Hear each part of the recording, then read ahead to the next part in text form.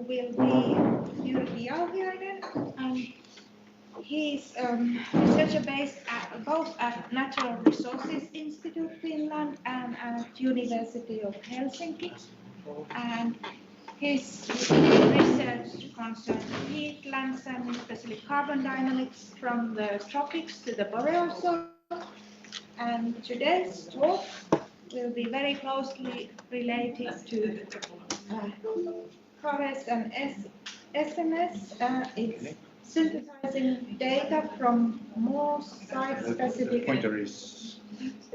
It's not a picture pointer, so you. More site-specific drained open forest soil, greenhouse gas emission factors in boreal and cool temperate regions. Okay, thank you. Thank you for the long introduction. Long about my speech. Okay, nice to be here. Thank you for inviting our team. So this is one of the project outcome of the project SNS 120.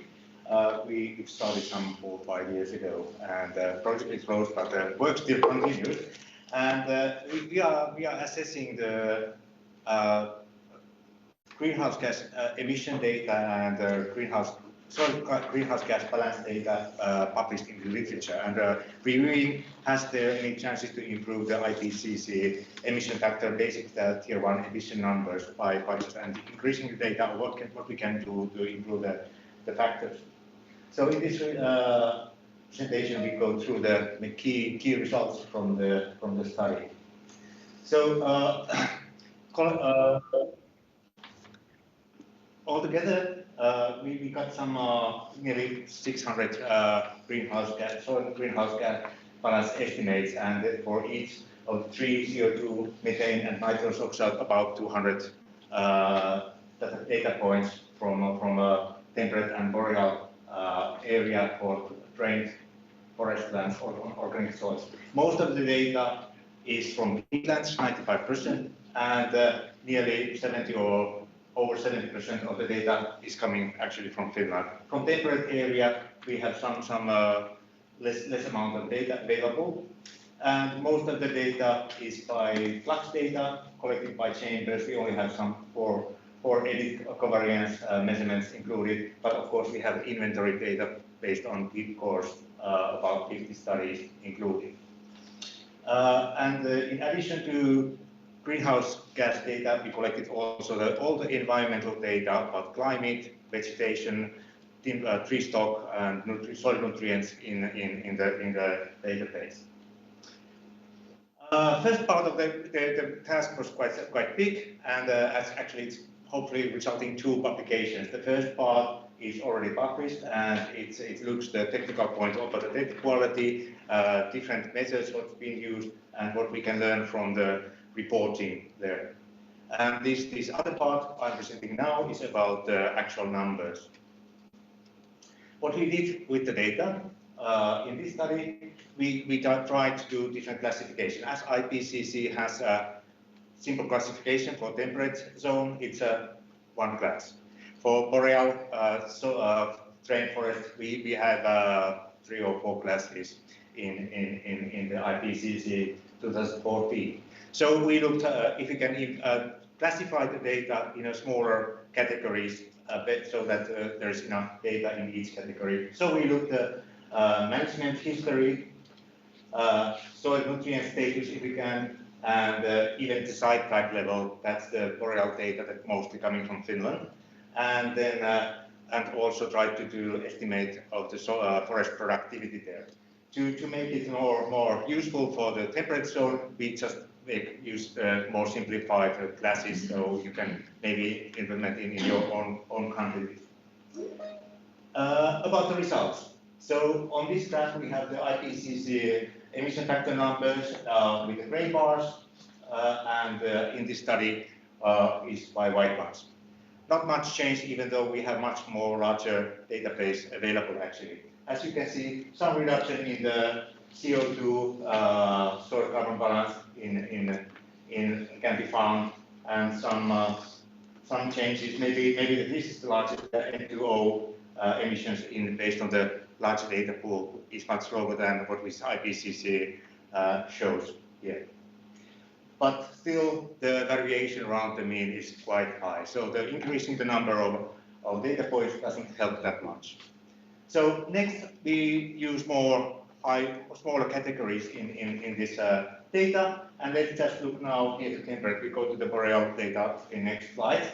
So here with the yellow color we have the IPCC numbers in the 2014, and in this study the gray bar if we use the simple classification. What we can point out here is that afforested agricultural soils seem to have much higher CO2 soil carbon balance average than such as the forested drained peatlands in temperate zone. And another one is the other organic soils, that's clay soils and not really peat soils that stand out there.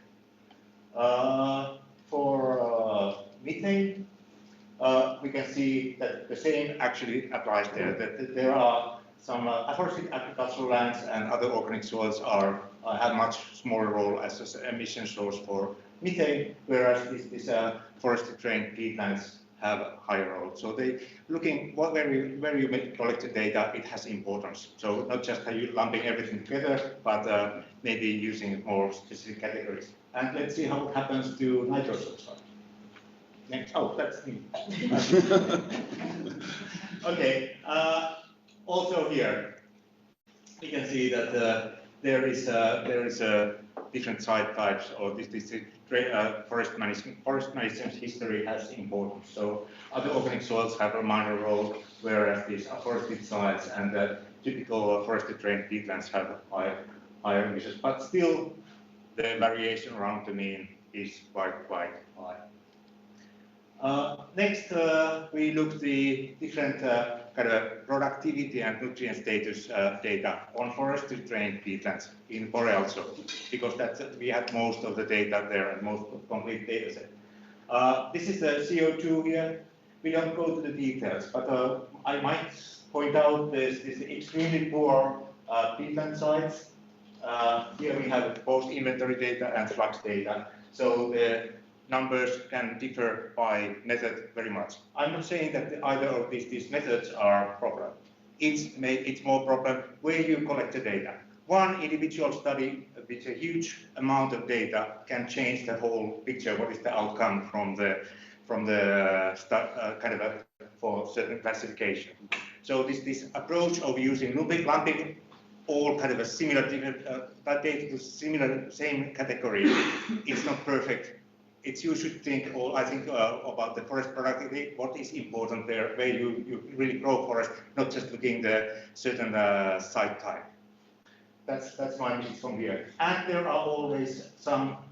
This is the median values. Some studies cause a lot of variation. There may be some individual site which is actually identified in the publication. This was extremely high emissions, and it may just result in high variation in the whole pool of data. Next slide, please. Oh, that's me again. So here, methane and nitrous oxide are actually showing kind of more better trend, and the CO2. So when we go from nutrient poor to nutrient richer sites, methane emissions go downwards. The soil carbon balance is, this methane balance is going down, and the same trend can be seen even in the median values, which shows that the data over there is making more sense. But again, here some of the data is that we have some high values which are tracking the balance to some certain direction. And for nitrous oxide, we go the other way around. From nutrient poor towards more nutrient-rich conditions, we see that there is a trend to higher emissions. But here in moderately rich side, we actually can see that one study point can cause a huge, this high variation around the mean.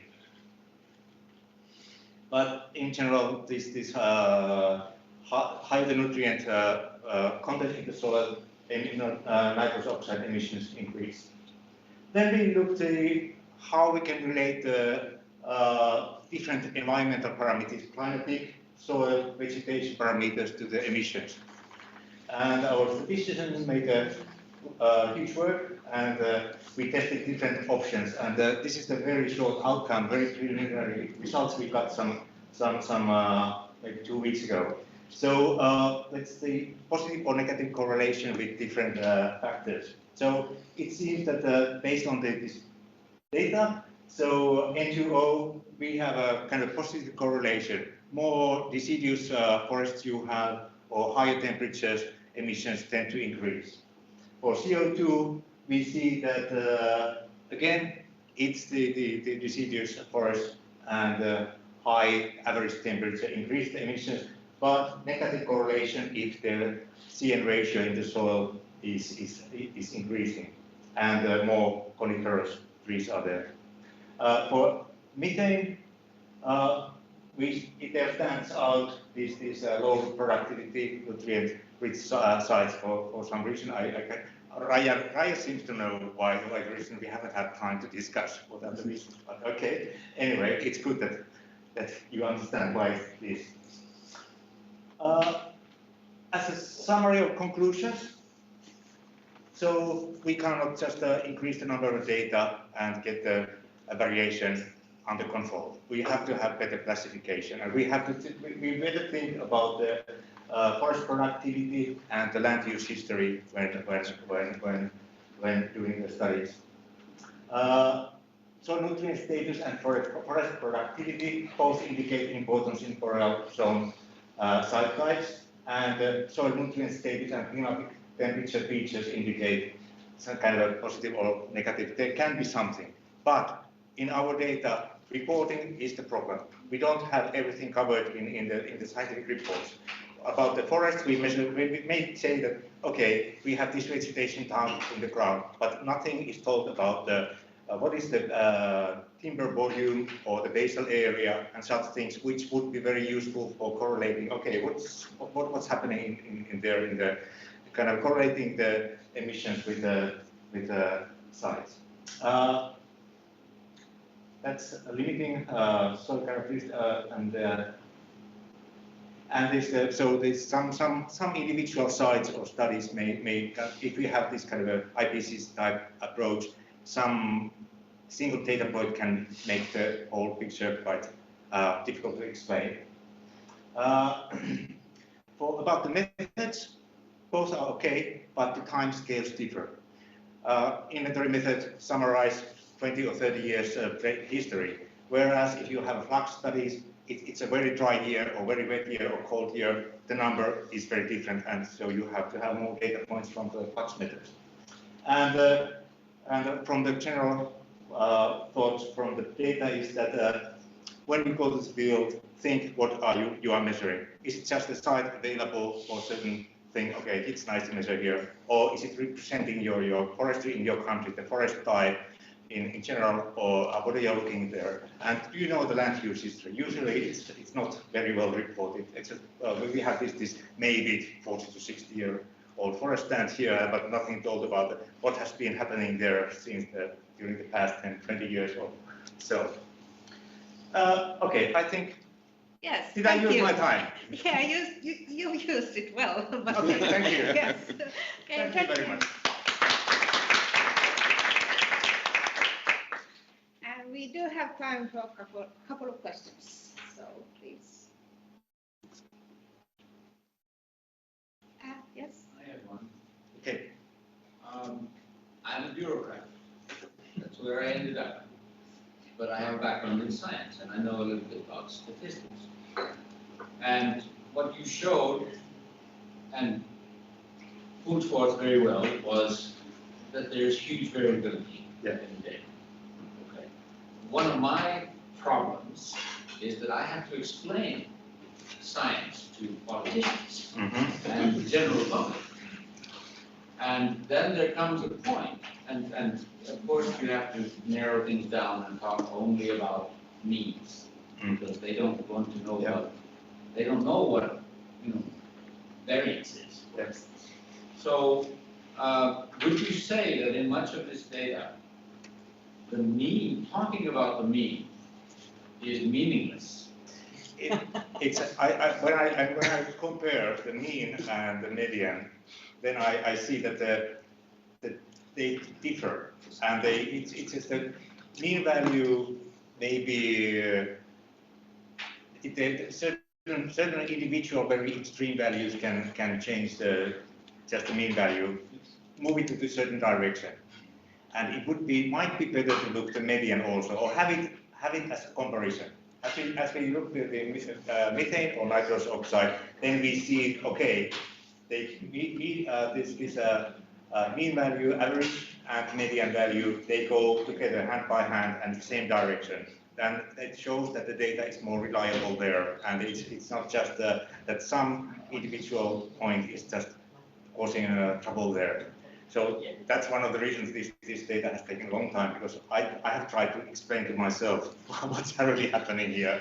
And actually one thing what we decided to do a couple of years ago, there was a couple of very large studies coming in, and we were kind of, okay, can this be useful for the database? So we decided to include this data, so 2019 data there, and everything seemed to start make sense after that, because we got it's kind of a reinforced kind of the pattern in a kind of making it more sensible.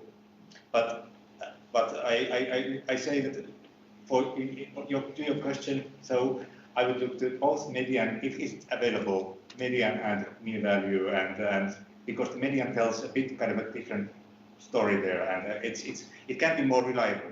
But you always need to know which one you are using in the reporting, because But people don't know the difference. yeah, yes. Okay, But you can- thank you. Yeah. I think